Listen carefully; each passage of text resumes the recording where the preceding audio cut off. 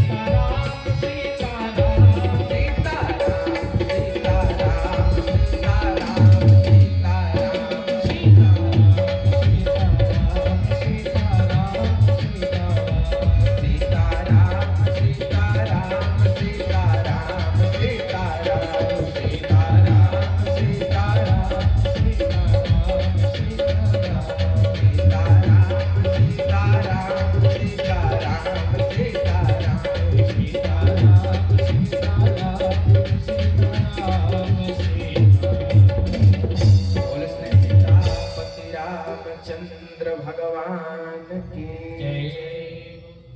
चलिए सभी लोग, अब जितना भी समस्या है, जितने भी विपत्ति है, आपके घर जो भी समस्या है उसको एक गांठ में गठियाइए और किनारे फेंक दीजिए और ये भूल जाइए कि हमारे ऊपर कोई समस्या है।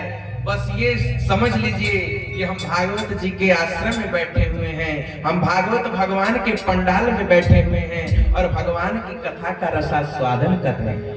सारी चिंताओं को, सारी समस्याओं को भूल करके मात्र कुछ क्षण के लिए भगवान की कथा में तन्मय हो जाइए। माता जी दो चींटियां थी, चींटी, और दोनों की दोनों खास बहन, सगी बहन। तो एक चींटी मिश्री खाती थी और एक चींटी नमक खाती थी। तो जो नमक वाली चींटी थी वो अपनी बहन से कहती, अरे बहन नमक बहुत अच्छा होता है। अब क्योंकि उसने कभी चीनी तो खाया नहीं था। तो मिश्री वाली चींटी बोली, अरे तुम्हारा नमक में कुछ नहीं अच्छा होता है, हमारी मिश्री बहुत अच्छी होती है। तो नमक वाली चींटी है, इसने नमक तो कभी खाया है नहीं, इसीलिए कह रही है मिश्री अच्छा होता है। तो एक दिन मिश्री वाली चींटी ने कहा, अरे बहन चलो मैं तुम्हें एक दिन अपने यहाँ भोजन पे बुलाती हूँ, आमंत्रण देती हूँ, कल शाम को मेरे घर तुम भोजन करने आ जाना और मैं तुमको चीनी खिलाऊंगी और तुम भी जान जाओगे चीनी का स्वाद क्या होता है। तो वो नमक वाली जो चींटी थी उसने सोचा, अब पता वहां तो वो नमक खिलाएगी नहीं, वो चीनी खिलाएगी। एक काम करती हूँ, बगल के गाल में नमक का ढेला दबा लेती हूँ, बगल के गाल में नमक का ढेला दबा लेती हूँ और तब जाती हूँ उनके घर। क्या मैं तो वो खाऊंगी नहीं, क्योंकि नमक से मीठा थोड़ी अच्छा थोड़े तो कुछ होता है भाई, जो जहां तक रहेगा वहीं तक जानता है।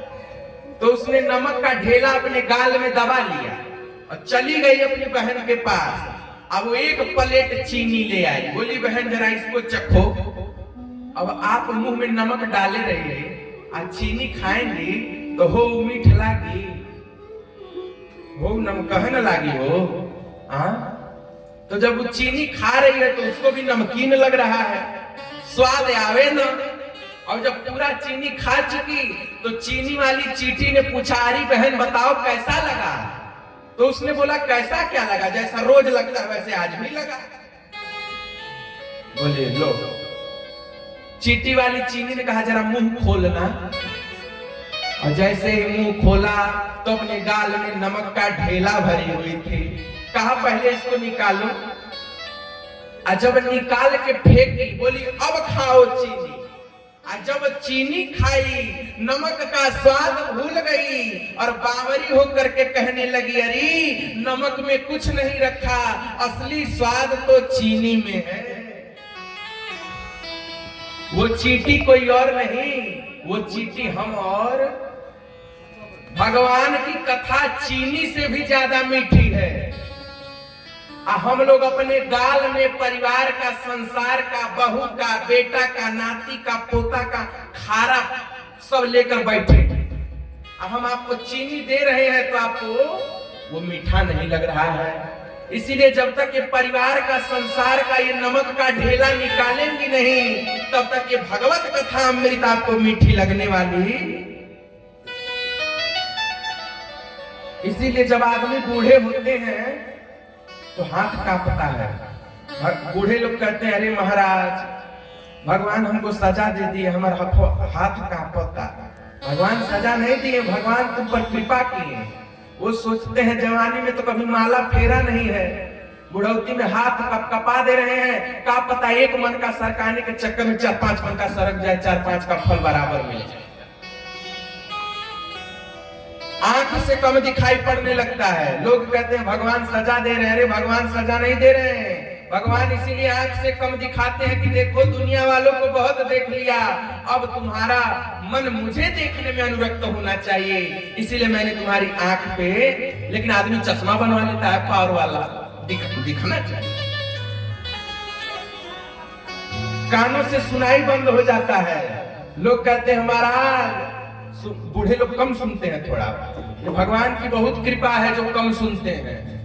काहे सुनेंगे तो रोज लटक पुटन झगड़ा हो, नहीं सुन रहे हैं तो अच्छा है, कम से कम झगड़ा से बचे तो हैं। इसीलिए भगवान की बहुत बड़ी कृपा है। और थोड़ी थोड़ी भूलने की शक्ति भी चली जाती है, कुछ याद नहीं रहता, सब चीज भूलने लगता है। लेकिन आदमी पहले से अपना व्यवस्था चंपरास खाने लगता है और इम्यूनिटी बढ़ जाती है। बोल वृंदावन बिहारी लाल की जय। इसलिए जब तक परिवार के मोह माया को जब हम तक त्यागेंगे नहीं, ये भगवान की कथा मीठी लगने वाली नहीं है। बोल वृंदावन बिहारी लाल की जय। अच्छा, कल कौन कौन कथा में आया था? जो कथा में आया था वो जरा हाथ उठा दे। अरे उठाई सके। जजमान जी आप नहीं आए थे का? तो हथवा काहे नहीं उठाओ थे? ना ऐसे करना ही चलिए, उठावे उठाए। बोल वृंदावन बिहारी लाल की जय। कल का कुछ कथा याद वाद है कि भूल गया? याद है? जजमान जी आप बताइए, कल कथा क्या सुनाए थे? कुछ एक आध नाम अच्छा मन पड़ रहा है? हाँ? आत्मदेव जी का। वाह, जजमान जी के लिए ताली बजा दीजिए। तो कम से कम बताएं तो सही, आत्मदेव जी का कथा हुआ। बोल वृंदावन बिहारी लाल की जय। कल केवल भागवत के महात्मा की कथा हुई। अब भागवत में बताया गया है, एक अध्याय छूट गया था, आज हम आपको बता दे रहे। सप्ताह श्रवण की विधि। सौनक आदि ऋषियों ने सूत जी से प्रश्न किया, प्रभु की भागवत जी के सप्ताह श्रवण की विधि क्या है? तो बताया कि देखो, सबसे पहले ज्योतिषियों को बुला लेना चाहिए। सएव प्रथमं ज्योतिषा तिथि लगनम सुदीनम। ज्योतिषियों को बुला करके बढ़िया तिथि संशोधित कर लिया जाए। और तब जब तिथि संशोधित हो जाए और जब कथा की तिथि नजदीक आ जाए तो एक न्योता छपवाना चाहिए। और न्योता में क्या लिखना चाहिए? बोले अपूर्व कथा रस रूपैव कथा चात्र भविष्यति। आप सभी महानुभावों से निवेदन है कि हमारे घर 7 दिन तक श्रीमद् भागवत की कथा चलेगी। हे महानुभाव, आप एक दिन तो आकर के कम से कम अपना जीवन कृत्य कर लीजिए। अपूर्व रसरूपैव कथा चात्र भविष्यति। और विशालायाम वसुधाम तत्कथा स्थलम। विशाल वसुधा, विशाल जमीन, विशाल वसुधा, अपने घर पे तीर्थ सर्वाण तीर्थानी या फिर तीर्थों में अपने घर पर भी कथा करानी श्रेष्ठ मानी गई है। और 7 दिन तक कथा श्रवण करने के बाद अंतिम दिन तिल जौ गुड़ घी से आहुति श्रीमद् भागवत के 1800 श्लोकों से, ना हो पाए तो गायत्री मंत्र से, और ना हो पाए तो 12 अक्षर मंत्र से आहुति देनी चाहिए। और ब्राह्मण आचार्य को मधु मिश्रित घी खिला करके यथाशक्ति यथा सत्कार करके उनको विदा करना चाहिए। ये मत श्रीमद् भागवत की सप्ताह श्रवण की संक्षिप्त विधि है। बोल श्रीमद् भागवत भगवान की जय। अब चलिए हम लोग श्रीमद् भागवत के प्रथम स्कंध में प्रवेश करते हैं। कल तो केवल महात्म्य था, आज प्रथम स्कंध में। स्कंध बोले तो लेशन, लेशन बुझा था नहीं ना? छोटे बच्चे समझते होंगे पाठ है, पहला पाठ है। चलिए सब लोग हाथ जोड़ लें और श्रीमद् भागवत के प्रथम श्लोक को श्रवण करेंगे कि वेद व्यास जी क्या लिख रहे हैं। जन्माद्यस्य यतो अन्वयादितरत इश्चार्थे स्वभिज्ञः स्वराट् तेने ब्रह्म हृदय आदि कवये मुयन्ति यत सूरयः तेजो वारि मृदाम यथा विनिमयो यत्र त्रिसर्गो मृषा धाम्ना स्वेन सदा निरस्तकुहकं सत्यं परं धीमहि धर्म प्रोजित कैतवो अत्र निर्मत्सराणां सताम्। पहला श्लोक, जन्माद्यस्य यतोऽन्वयादितरत्। जो जन्म से, कारण से और मृत्यु से परे, यतो अन्वयादितरत्, जो सारे अन्वय में, जो सारे अणु में व्याप्त है, ऐसे सत्य को मेरा बारंबार प्रणाम है। देखिए ये जो संसार है, ध्यान से समझिए, ये जो पूरा संसार है ये भगवान का शरीर है। संसार क्या है? पूरा भगवान का शरीर है। ये हम नहीं कह रहे हैं, भागवत जी में तो लिखा ही है। रामचरितमानस के लंका कांड में मंदोदरी शिक्षा दे रही है रावण को। क्या कह रही है? बोले पद पाताल शीश अजदा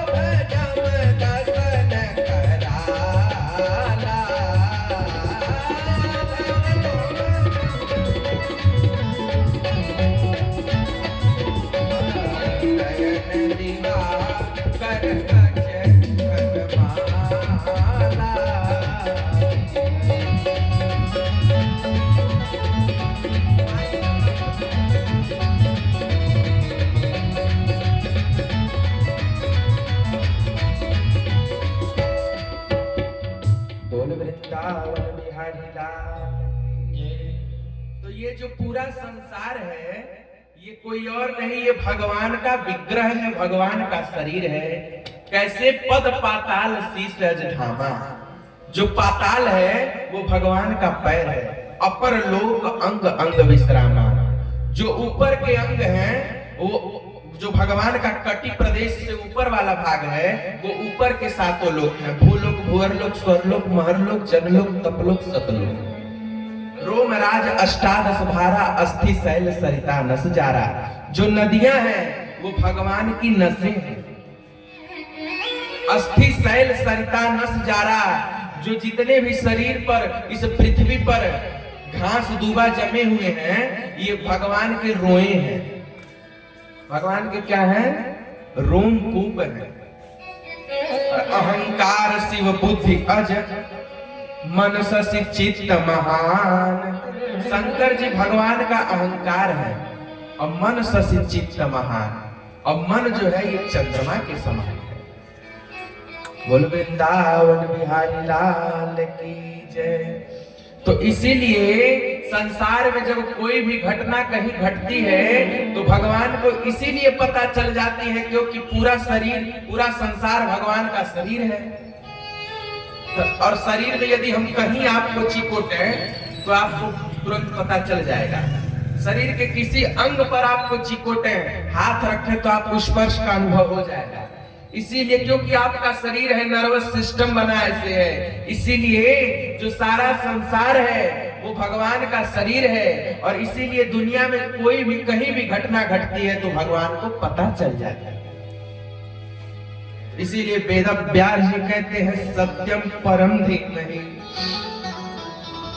मैं ऐसे सत्य को प्रणाम करता हूं।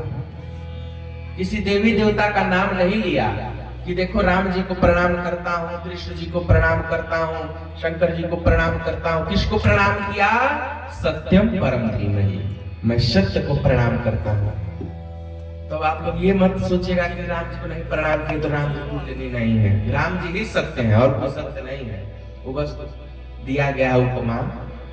तो आप सब श्री सीताराम जी का भजन करें, यही निवेदन है। बोल राघवेंद्र सरकार की जय। और धर्म प्रोजित कैतवोऽत्र। देखिए धर्म कहते किसे हैं, बड़ी सुंदर व्याख्या है। श्रुतिर विभिन्ना स्मृतिर विभिन्ना।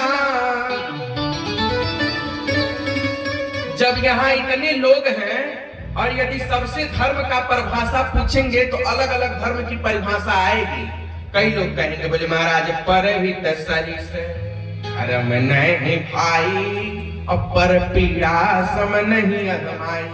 धर्म क्या है? बोले परहित सरिस धर्म नहीं भाई, दूसरों के हित के समान कोई बड़ा धर्म। और एक जगह लिखा है अहिंसा परमो धर्म, सबसे बड़ा धर्म है अहिंसा। तो ये तो महाराज कोइंसिडेंस हो गया ना। अब कैसे कोई किसको माने कोई। लेकिन जब महाभारत में वन पर्व में जब धर्मराज युधिष्ठिर से धर्म की व्याख्या की गई और युधिष्ठिर जी से पूछा गया कि आप बताइए धर्म क्या है, तो भगवान ने कहा, युधिष्ठिर जी ने कहा सुनिए धर्म जो है वो भगवान का स्वरूप है। धर्म क्या है? भगवान का स्वरूप है। इसीलिए रामो विग्रहवान धर्म। जिस प्रकार भगवान अनंत है, भगवान का अथाह नहीं है, भगवान अथाह है, उसी प्रकार धर्म भगवान का स्वरूप है और धर्म का भी थाह नहीं है, धर्म भी अथाह है। देखिए जब धर्म को अपने एक छोटे से अंश के साथ अवतरित होना है तो किसी महापुरुष के रूप में अवतरित होना।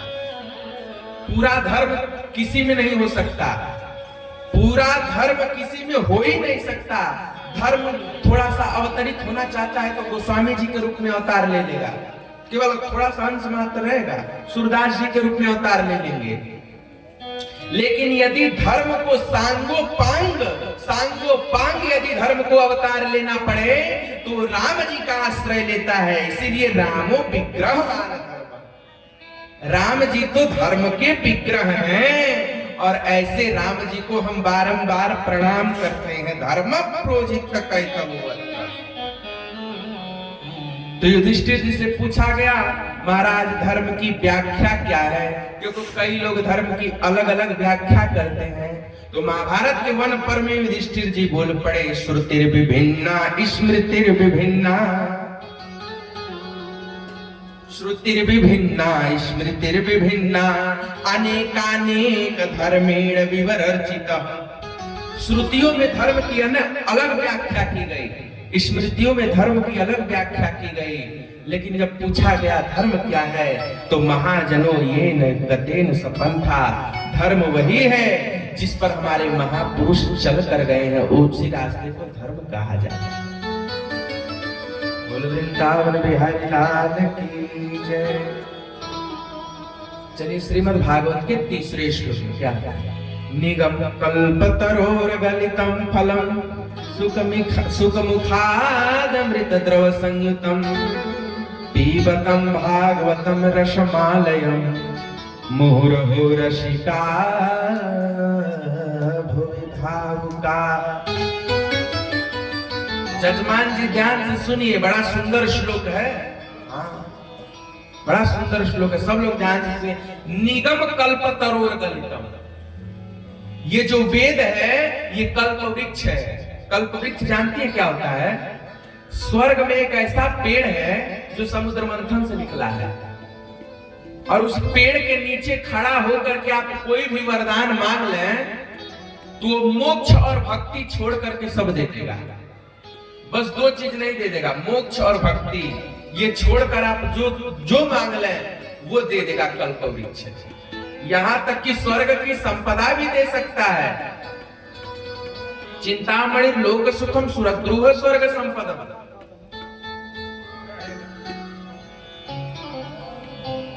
कल्प वृक्ष सब दे सकता है, बस मोक्ष नहीं दे सकता। और उसी कल्प वृक्ष का पका हुआ फल है भागवत। निगम कल्प तरोर गलितम फलम सुखमिखाद मृत द्रव संयुतम। यदि किसी फल को तोता झुठार ले तो वो फल और मीठा हो जाता है। यदि किसी फल को कोई तोता झूठा कर दे तो हम लोग दूर से ही देखते हुए भी कहते हैं हाँ वो फल बहुत मीठा होगा, क्योंकि इसे तोते ने झूठा कर दिया है।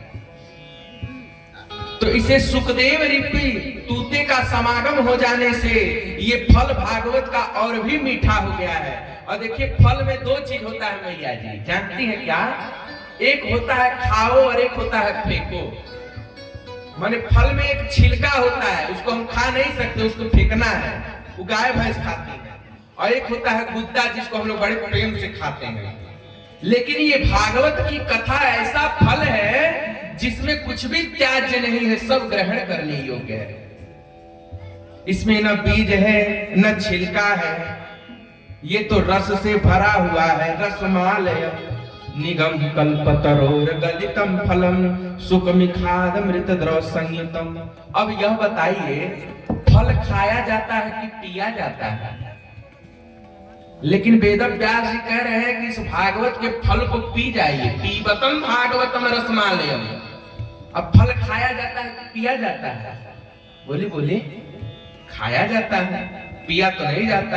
लेकिन कह रहे हैं इस फल को पियो। बोले कभी कभी पिया भी जाता है।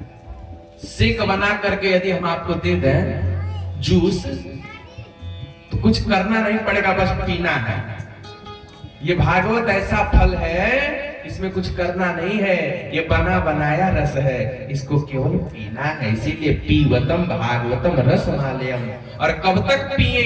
बोले मुहुरहो रसिका भूमि भावुका। जब तक हमारे शरीर में प्राण है तब तक इस भगवान की कथा का रसपान करते रहना चाहिए। और कैसे किया जाए? बोले रसिको भूमि भावुका, भाव के साथ। बोल श्रीमद् भागवत भगवान की जय। अब श्रीमद् भागवत में भगवान के 24 अवतारों की गणना की गई है। ध्यान से सुनिए, बड़ा सुंदर प्रसंग है। एतन्नावताराणां निधानं बीजमव्ययम्। क्षीर सागर में भगवान श्री हरि नारायण विराजमान है और नारायण भगवान के 24 अवतार हैं। कितने अवतार? 23 हो चुके हैं, एक अवतार बाकी है, कलयुग में होगा, कल की अवतार है। मगध देश में विष्णु यश नामक ब्राह्मण के घर भगवान कल्कि अवतार धारण करेंगे और घोड़े पर बैठ करके 7 दिन में पृथ्वी का संहार करेंगे और पुनः पृथ्वी रसातल को चली जाएगी, फिर से सतयुग आरंभ हो जाएगा। अभी एक अवतार बाकी है। भगवान भागवत में वचन दे करके गए हैं कि जब बहुत बढ़ जाएगा क्लेश, यदि आलयो श्वेप कथा चात्र न भविष्यति अस्वाहा स्वधान वसत गिरो यत्र। जब पृथ्वी पर स्वाहा स्वधा वसट और भागवत की कथा बंद हो जाएगी, भगवान बोले समझ लेना तब मेरा अवतार होने वाला है। तो अभी तो भागवत की कथा चलकर करती है, अभी कहाँ बंद हुई? स्वाहा स्वाहा तो रोज हर घर में होता है। बोल वृंदावन बिहारी लाल। तो इस प्रकार से भगवान विष्णु के 24 अवतार हुए। 24 अवतारों का आप लोग ध्यान से सुनिएगा। सैव प्रथमं कौमारं सर्गमास्थितः चचारं दुश्चरं ब्रह्म ब्रह्मचर्यमखंडितम्। भगवान का सबसे पहला अवतार हुआ है सनक सनंदन सनातन सनत कुमार के रूप में। ब्रह्मचर्य कैसे धारण करना चाहिए, इस ब्रह्मचर्य की शिक्षा देने के लिए भगवान श्री हरि नारायण ने सनक सनंदन सनातन और सनत कुमार का पहला अवतार धारण किया। बोल सनकादि ऋषियों की जय। और दूसरा अवतार भगवान का द्वितीयं तु भवायास्य रसातल गतां महिं उद्धरिष्यन्नुपादत्तयके संसौकरं वपुः। भगवान का दूसरा अवतार हुआ है सूअर का अवतार, वराह है अवतार। किसका अवतार? वराह माने होता है सूअर। अब भगवान को सूअर का क्यों अवतार लेना पड़ा भैया? तो कारण है, ध्यान से सुनिए। एक बार हिरण्याक्ष नामक राक्षस ने पृथ्वी को रसातल में छुपा दिया। उसके लिए तो पृथ्वी गेंद जैसा था, राक्षस था, पृथ्वी को गेंद समझ लिया और पृथ्वी को ही रसातल में छुपा दिया जल के भीतर। अब धरती अकुलाती तत्र गत्वा जगन्नाथं देव देवं वृषाकपिं पुरुषं पुरुष सुप्तेन उपतस्थे समाहितः। भगवान के पास गई, कही प्रभु मेरी रक्षा करिए। तो भगवान विष्णु ने वराह का रूप धारण किया, सूअर का। और सूअर की 2 लंबी लंबी ऐसी डाढ़ें होती हैं, सींग। तो भगवान ने सूअर का अवतार धारण किया और हिरण्याक्ष नामक राक्षस को मार करके उस पृथ्वी को पुनः रसातल से ले आए। बोल श्री हरि नारायण भगवान की जय। ये भगवान का दूसरा अवतार। तीसरा अवतार भगवान का क्या हुआ है? बोले तृतीय ऋषि सर्गम च देवर्षित्वमुपेत्य सह तांत्रम सात्वतमाचष्ट नैष्कर्म्यं कर्मणां यतः। भगवान विष्णु का तीसरा अवतार है नारद अवतार। क्या? अरे बोली बोली। भगवान विष्णु का तीसरा अवतार क्या है? ये जो नारद जी हैं ये कोई और नहीं है, ये भगवान विष्णु के अवतार हैं। लेकिन आजकल समाज में नारद नाम को एक दूसरी दृष्टि से देखा जाने लगा है। यदि आज कोई किसी को नारद कह दे तो नारद माने मजाक का पात्र। नारद माने ये नारद काहे सीटी दे रहा है बार बार? रोज का ऐसे ही रहेगा क्या? बोल वृंदावन बिहारी लाल की जय। तो भगवान विष्णु का तीसरा अवतार है नारद जी का अवतार। और नारद बोले तो मजाक का पात्र आज के समय में, लेकिन यदि देखा जाए तो नारद शब्द का बड़ा सुंदर अर्थ है। नारम ददात इति नारदः। नार कहते हैं अज्ञान को, और नार ज्ञान को भी कहते हैं, और नार अज्ञान को भी कहते हैं।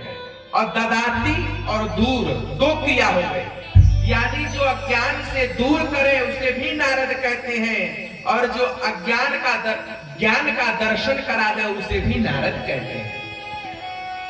नारद मजाक की पात्र नहीं है। नारद तो एक शाश्वत झगड़ा चल रहा है माया और जीव के बीच में, और यदि कोई नारद जी जैसे ऋषि का आश्रय ले ले तो इस शाश्वत झगड़े से वह छुटकारा पा जाएगा और भगवान की प्राप्ति हो जाएगी। तो नारद जी का अवतार भक्तों को उपदेश देने के लिए, भगवान की प्राप्ति कराने के लिए भगवान विष्णु ने तीसरा अवतार नारद अवतार धारण किया। बोलो नारद भगवान की जय। अब चौथा अवतार भगवान का हुआ है चतुर्थो षष्ठेव अक्रीर पतत्यमः।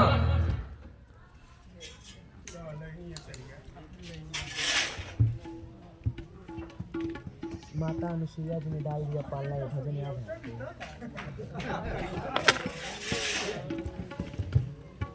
माता अनुसुईया जी ने डाल दिया पालना, झूल रहे कृष्ण देव बन कर खेला।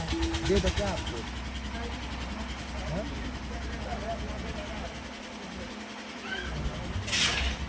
डायरी है, डायरी है।